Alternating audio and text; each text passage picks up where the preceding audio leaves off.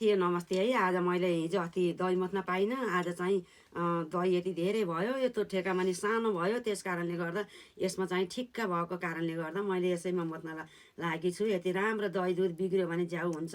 ल आज चाहिँ मैले चाहिँ दही चाहिँ राखेँ है, मथेँ नि। आज चाहिँ जाडो दिन परेको छ, जाडो दिन परे पनि मोही खाने, मकै खाने, एकदम दहीसँग आज एकदम ठुलो पानी परे पनि हामी अब मोही दुध खान छोडिँदैन गाउँमा बसेर।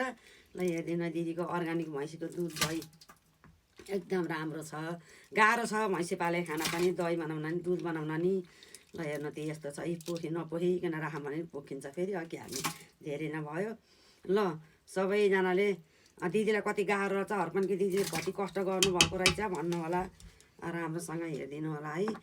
दही चाहिँ मैले मोत्न पाइनँ हिजो अस्ति, एकदम धेरै भएर म बिरामी भयो, त्यस कारणले गर्दाखेरि मैले मोत्न नि पाइनँ बासी चाहिँ।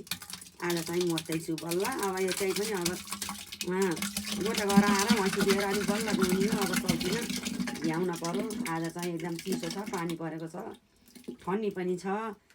क्यार भैँसी थुन तान्न नि गाह्रै छ। गाउँमा भएन नि सजिलो छैन। यस्तै हो।